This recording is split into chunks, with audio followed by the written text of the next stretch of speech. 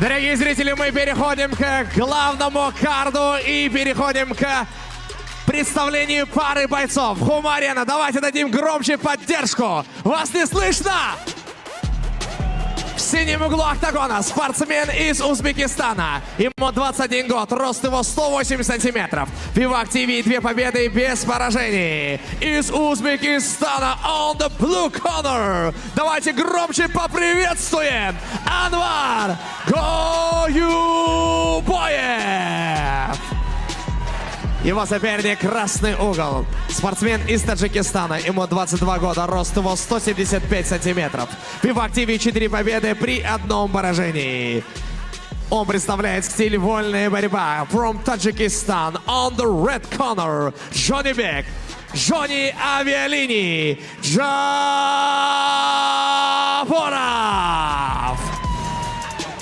Формула поединка 3 раунда по 5 минут. Рефери в октагоне Дадахон Хасанов. Не нарушаем правила, слушаем команду. После команды 100 все действия прекращаем. По углам. Внимание, первый раунд. Мейн карташатын жекпе-жек. Көк бұрыштан Анвар Гоюбов, Өзбекстан және қызыл бұрыштан бізде Жонибек Жаборов, Тәжікстан. Бүгін Анвар Гоюбовтың орнында Бағдаулет Қорғанбай болу керек еді. Жарақатына денсаулық сыр беруіне байланысты бас тартуға мәжбүр болды. Ал біз бастап кеттік. Солақай Жаборов. Әлдеқайда тәжірибелі және өте сенімді көрінеді. Стердаун кезінде де. Дәл қазір, көз түйістірген кезде стердаун демей қойық. Өте сенімді екенін көрсетті. Енді авиалиний дегенде естігенде шамамен түсініп отырған боларсыздар, иә? Что он точно не бортпроводник. Иә, көтеріп от, жерге лақтырудың шебері болуы керек. Деп күтеміз енді. Күресіп кетудің амалын іздеп жүр әрине қазір. Хотя на самом деле авиалинии могут быть разными. Может быть и лоукостер, и бизнес-джет. Иә, алыстан Таигдауна от Джаборова. Гоюбов дайын болып шықты. Екі аяқ қолтықтың астына салды. Екі қолды кешімді.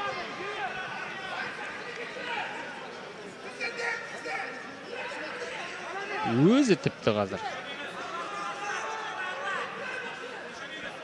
Тейкдаун жасамақшы болғандай. Ал көрейік.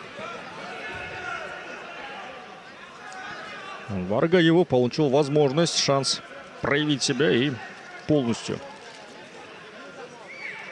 этот шанс использует по максимуму.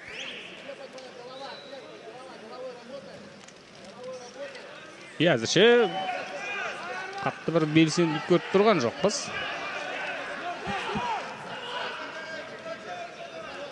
Тағы да торға тіреудің амалы. Торды іліп ұстап алды қазір бір сәтке Гоюбов. Желкеден иә, соққы.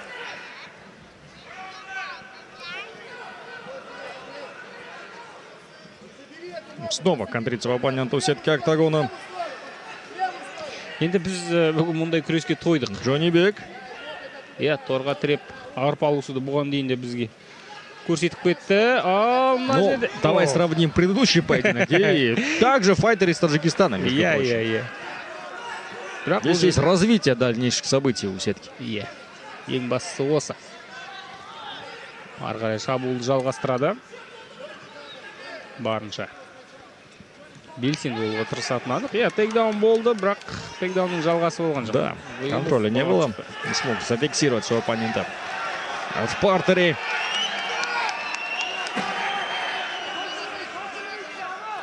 Сескеніп тұрған жоқ қарсыласынан Гоюбов. Лоу-кик. С дистанции. Апперкотты дер кезінде салды. Хай-кик тут здесь. Тигізгенде тиді, бірақ өзі тепе-теңдік сақтап қала алмады. Абсолютно, конечно, никакого давления не испытывает Гоюбов, на мой взгляд. Иә, жаңағы күрестен кейін қолын сілкіп қояды қайта міне қараңыздар. Жаборов бұл белгілі. Снова. Вот так нужно необходимо проводить тейкдаун, оттянуть своего оппонента от сетки, а не наоборот прижимать его к кейджу.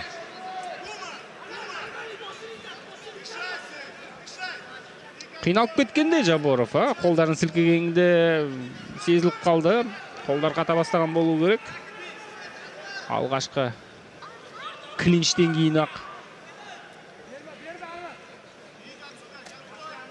Да, и вот эта штука с закисшими, скажем так, руками, она будет с каждым раундом только лишь усиливаться. Қысым көрсетуді жалғастырып отыр. Әлі де позиция туралы айту ерте бірақ. Поэтому Джонни Беку необходимо заканчивать бой как можно скорее.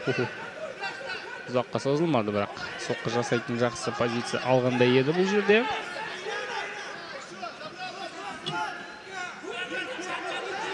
Тамаша.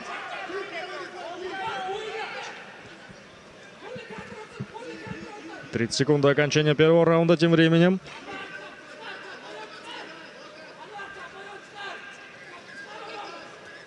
Раундтың соңына дейін ұстап қалса да жеткілікті. Бұл раундта ұпай түгел.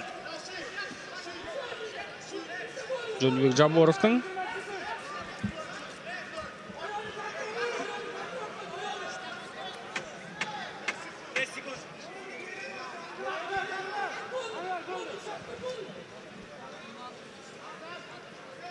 И раунд завершается.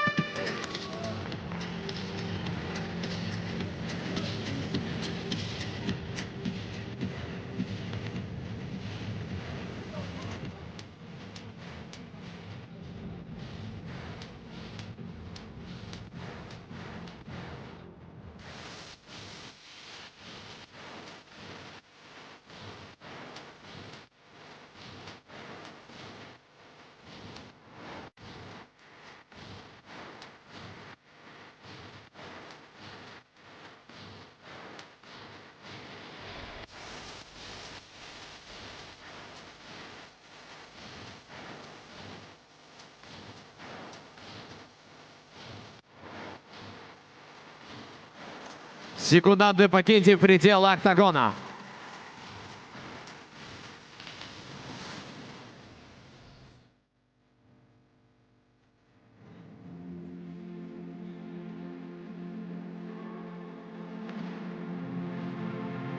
Внимание, второй раунд.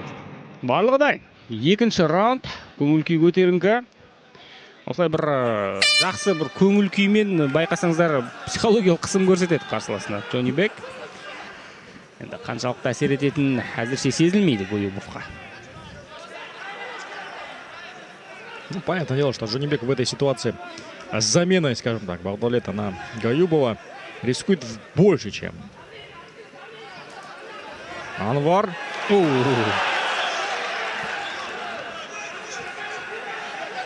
Тамаша, қорған алды бараңыздар. Гоюбов.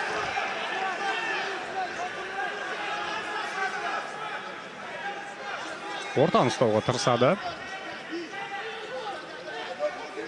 Вот базовый минимум для Анвара Гаюбова сейчас только лишь останавливать попытки тейкдауна.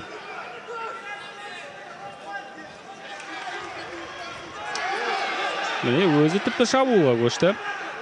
Бірақ өте сақ түсініп отыр. Қазір сәл алға кетіп қалса, артық қадам басып қойса, онда аяққа ұмтылады бірден Жаборов. Соны есте ұстап отыру керек әрдайым. Міне жылқып көрсетіп те қояды. Попытка прохода в ноги. Еще в середине, в центре октагона нужно разрывать этот захват. Сейчас же все-таки будет сложнее.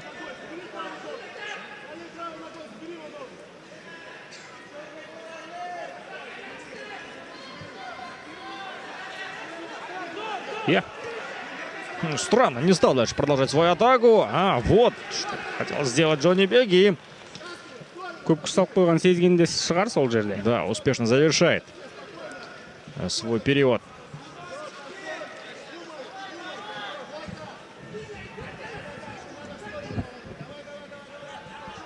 Салқынғанды. Гоюбов. ашық карттан да істеп көрді. Позицияны әзірше жақсарта алмай Олег Жаборов. Қайта қорғанысты бұзып өтпекші. Ал мына жерде қауіпті қазір. Екінші аяқты сыртқа шығарса үш бұрыш жабуы да мүмкін. Біледі әрине Жаборов, сондықтан бір қадам алда.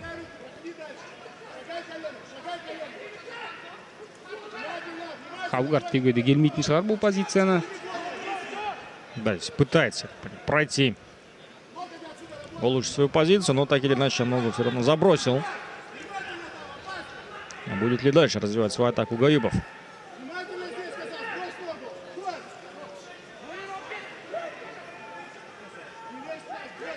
Восстанавливает гард просто-напросто Анвар.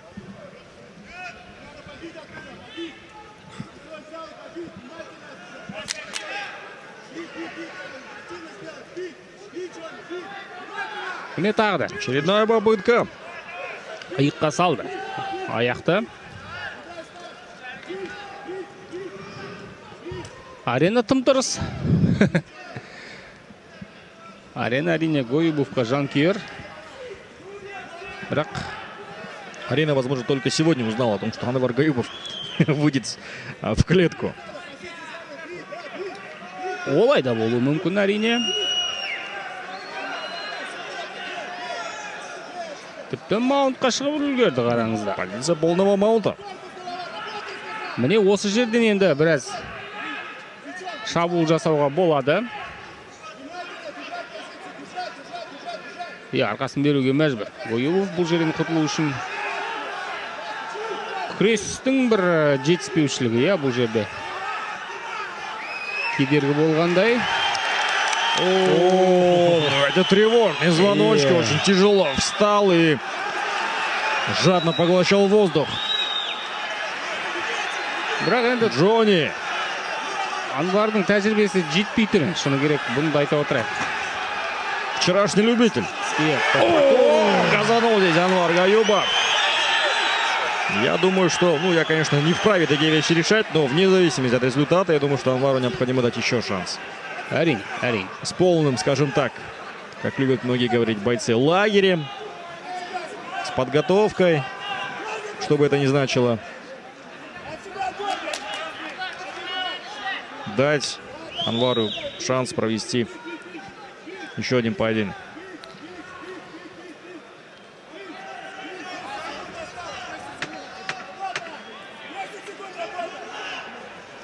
Заключительные секунды второго раунда.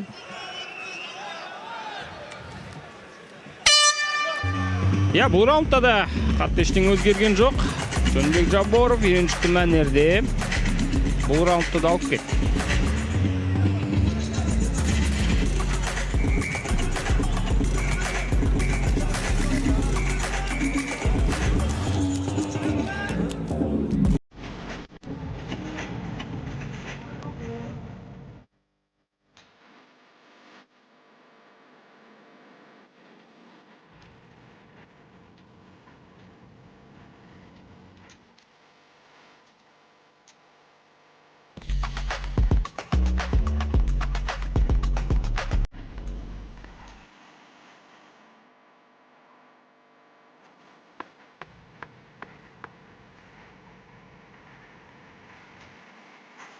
Секунданты покиньте пределы октагона.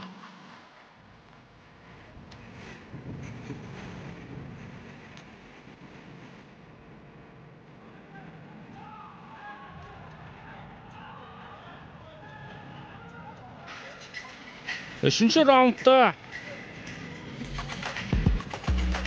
Анвар Гаюбов енді тек қана мерзімнен бұрын жеңіс құтқарады. Қарсыласты техникалық нокаутпен не толқындыра ауырту әдісімен ұтудың амалын Внимание, третий решающий раунд. Ұпай жинаудың қазір түкке қажеті жоқ. Ал көрейік. Көңіл күй көтеріңкі тағы да Жаборовтың. Тағы да қарсыласының өзіне қарай жүргені күтетті. Аяққа өтеді әрине. Попал и попытка тейкдауна. Басып қақтырысқандай бұл жерде. ұстап қала алмады. Бірақ қарсыласының уысынан құтылып шықты. Сәл батылырақ қимылдау керек. Жасырған жоқ тіпті, қараңыздар, ешқандай да бір. Вот как раз таки выполняет этот базовый минимум, который необходим для Анвара в этом третьем раунде. Возможность отдохнуть. Я это вижу так. Давайте будем честными. Никакого удара там и не было. Ну и что поправлять в этом? Ол неден ұстағанды айтып жатыр. Шортыдан ұстап тартқанды айтып жатыр.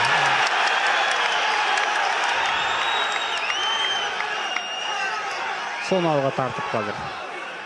3-4 секунд үзіліс салып алды. Күрестен сескенеді. Гаюбов соның кесірінен толықтай ашыла алмайды. Күрес тежеп тұр Анварды.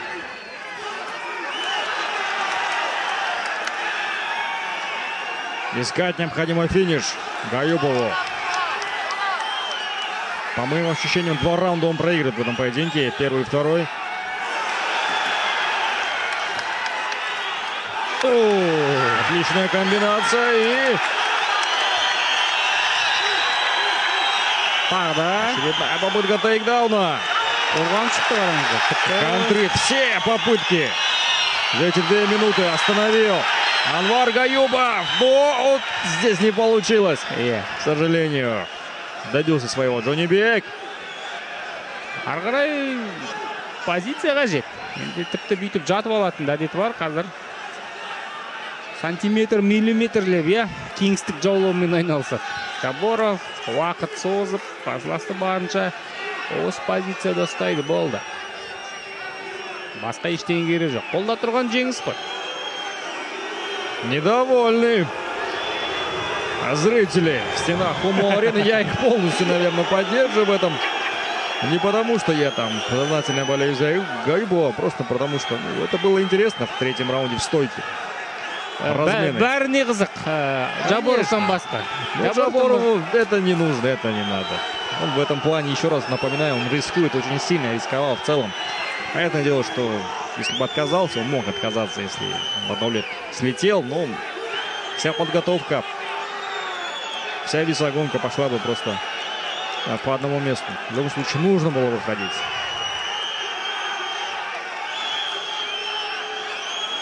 Проиграть дебютанту, который вышел на замене. Дебютанту лиги, именно говорю. Непозволительно сейчас для Джонибека. Анварда енді бағын сынап көрді. Лигаға да жақсы қырынан көрініп қалды деп қазірдің өзінде айта беруге болатын шығар. Жаборовқа қарсы бұлай өнер көрсетеді деп ойлаған жоқ ешкім. Сәл тәжірибенің бір жетіспеушілігі сезіліп тұр. Сол қатты маңызды рөл ойнады. Да, вот еще раз, вот за минуту до окончания поединка я вот всех, кто сейчас смотрит нас в прямом эфире, призову вот всех фанатов Анвара Гаюбова просто-напросто делать атакуэйшн на Инстаграм Лиги Октагон и писать: дайте Анвару еще один поединок. Финальная минута. Давайте поддержим бойцов. О, ну это явно, ну здесь уже, ну... Пошел вперед, Анвар! Ну! Анвар, сияй! О! Последние секунды! Анвар Гаюбов! Күреседі әрине. Бірден Жаборов барлығын дұрыс жасап отыр. Бүгін жеңілген жоқ Гаюбов, В моих глазах уж точно нет. Ситуацияны айтамыз. О, тамаша. Жекпе-жекті жарқын қылған бұл әрине Гаюбов. Еще вчера он даже не думал, что будет драться на глазах у целой Хумо-арены. Раундтың аяқталғанын күтіп жүр қазір. Последние секунды поединка и бой завершен. Раундтың соңына қарай өз жанкүйеріне эмоция сыйлады. Анвар Гаюбов, осылайша біз негізгі картты аштық. Құрметті көрермен, қазір Жеңімпаздың есімі ресми түрде аталады. Кім жеңімпаз екенін айтудың да қажеті жоқ шығар. Барлығымыз да түсініп отырмыз. Содан кейін жалғастыратын боламыз. Алда бізді тағы да бір Тәжікстан, Өзбекстан спортшылары арасындағы жекпе-жек күтіп тұр.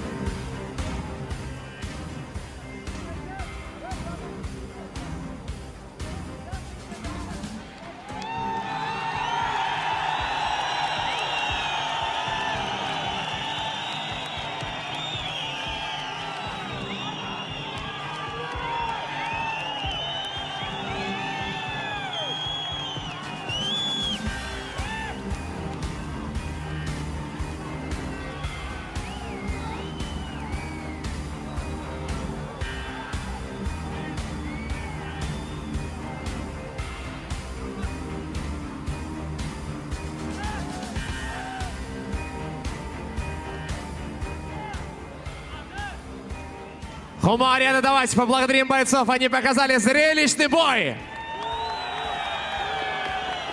По итогам 3 раундов, единогласным решением судей, победу одержал Джонибек Авиалини Жаборов. Джонибек Жаборов жеңімпаз. Мансабындағы 5-ші жеңісі.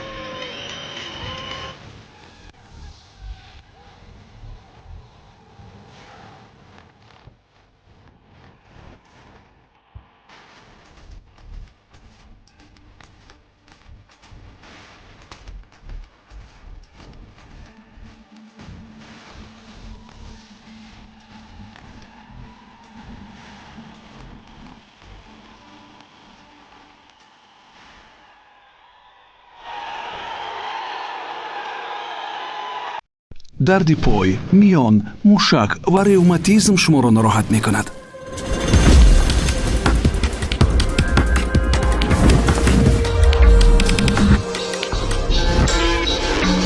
نایا تاکس شما را از درد موشک، استخوان و میان آزاد می کند. نایا تاکس درد شما را